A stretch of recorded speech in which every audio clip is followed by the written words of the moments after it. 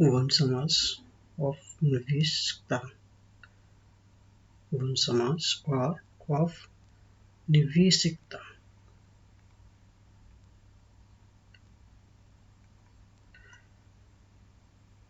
परिचय, इंट्रोडक्शन। जंगल केवल पेड़ों का घर नहीं थे, बल्कि करोड़ों लोगों की जिंदगी का आधार थे, जिंदगी चलाने का जरिया था।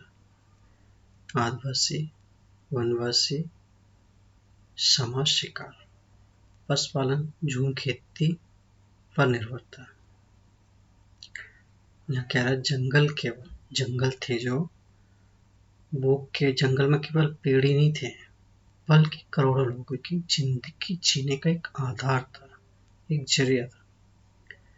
आदिवासी वनवासी समाज और जो लोग शिकार करते थे और जो पशुपालन करते, झूम खेती पर भी निर्भर था।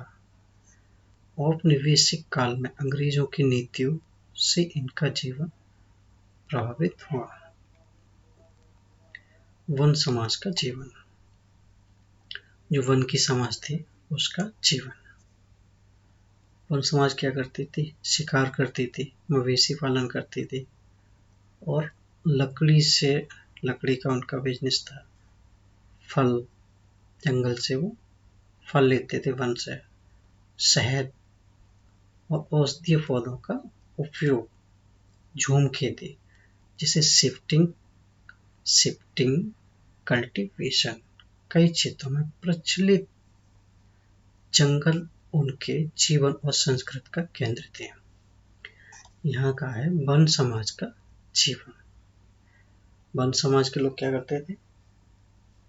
एक तो शिकार करते थे, शिकार मतलब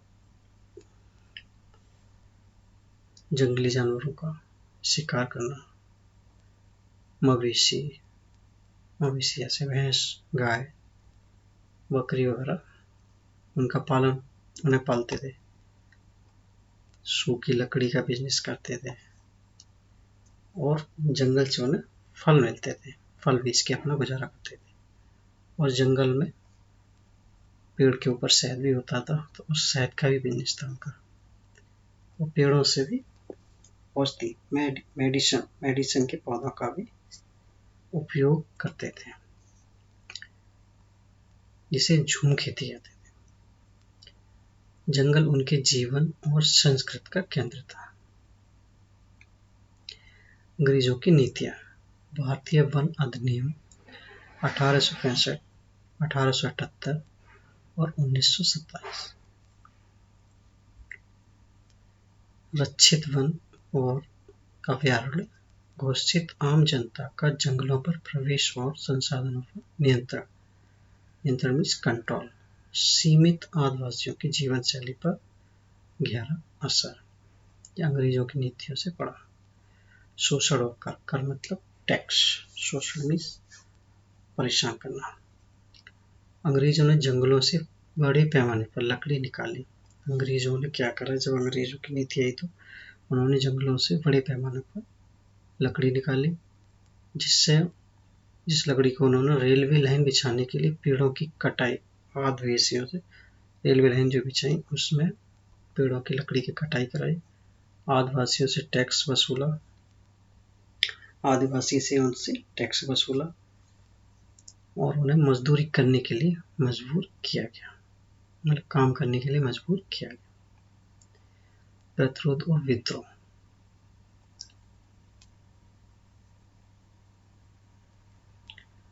औपनिवेशिक नीतियों का विरोध। संथाल विद्रोह। बिरसा मुंडा का आंदोलन।